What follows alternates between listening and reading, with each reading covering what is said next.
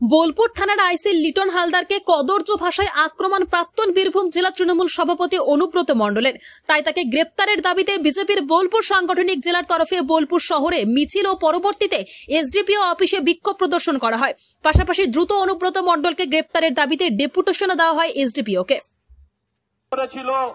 এই দিন দেখার জন্য করেনি, কারণ পুলিশ প্রশাসনের মানুষ এই সমাজকে সুস্থ রাখার জন্য, শান্তিতে রাখার জন্য তাদেরকে থাকতে হয়। কোন কারণ এই সময় আপনারা ভাবছেন একমাত্র ক্ষমা চেয়ে নিলে পরেই মাফ হয়ে যাবে।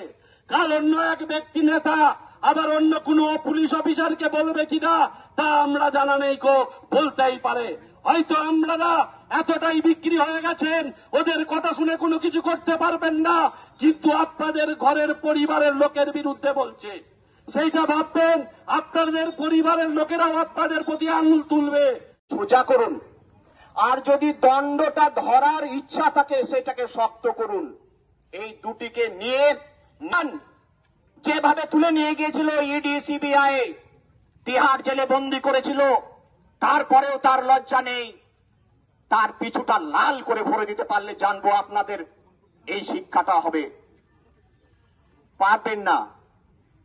দালালি করেছেন দীর্ঘদিন, তোলা তুলেছেন, রাস্তায় দাঁড়িয়ে দাঁড়িয়ে ভিক্ষা করেছেন, সরকারের বিরুদ্ধে দিয়ে যাওয়ার পরিবর্তে আমরা ওইখানে রাস্তায় রাস্তায়। আপনারা সবই জানেন যে বীরভূম জেলায় পুলিশ প্রশাসনকে তৃণমূল কংগ্রেস দল এবং এই সরকারের যারা লোক, তারা পুলিশকে পুলিশ বলে মনে করে না। রাস্তার একটা অবহেলিত লোক বা একটা হতদরিদ্র মানুষকে যেভাবে অনেক লোক আচরণ করে, সেই ধরনের আচরণ করছেন।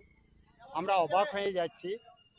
একটা দলের নেতা, তিনি একটা জেলা চালালেন দীর্ঘদিন, আর তিনি যে ভাষাতে আইসি সাহেব অপরাধ করেছে না সঠিক করেছে সেটা অন্য জায়গায়, কিন্তু তার বৃদ্ধ মা কি দোষ করলেন?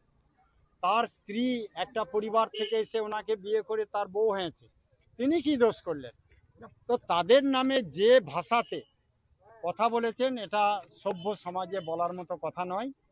কিন্তু আমরা অবাক হয়ে যাচ্ছি যে পুলিশদের তো ঘরে বড় বড় বাড়িতে বাচ্চা ছেলেমেয়েরা আছে, ছুটিতে গেলে তাদেরকে যখন তার মা বাবারা প্রশ্ন করবে তোমাদেরকে এই চাকরি করতে হবে না, কি ভাষায় কথা বলছে, তার জবাব কি দেবে, এটা আমার প্রশ্ন। আমরা আজকে তাই ভারতীয় জনতা পার্টি বোলপুর নগরের পক্ষ থেকে একটি ডেপুটেশন দিলাম। অবিলম্বে এই কুরুচিকর মন্তব্য যে ব্যক্তি করেছে তাকে অবিলম্বে গ্রেপ্তার করতে হবে এবং গ্রেপ্তার করে দৃষ্টান্তমূলক সাজা দিতে হবে। 2 নম্বর আমাদের বিষয় ছিল যে কোনো বিষয়ে সমস্ত লোককে এক আইন এবং এক নিয়মে দেখতে হবে। রানিং সরকারের লোক এলে একরকম, অন্য লোক এলে আর এক রকম, এটা বন্ধ করতে হবে। আর কি করতে হবে আমরা বলেছি না, রাস্তাঘাটে যেখানেই ভাবনেরা অত্যাচারিত হবে তুরন্ত অ্যাকশন নিতে হবে। সে কোন দল দেখে নয়, অত্যাচারিত হলেই তার পাশে পুলিশকে দাঁড়াতে হবে, দেখতে হবে এবং সার্বিকভাবে প্রকৃত নিরপেক্ষভাবে কাজ করতে হবে। আর অতি তাড়াতাড়ি গ্রেপ্তার করে দৃষ্টান্তমূলক সাজা দিতে হবে। এই দাবি নিয়ে আজকে আমরা স্মারকলিপি জমা দিই।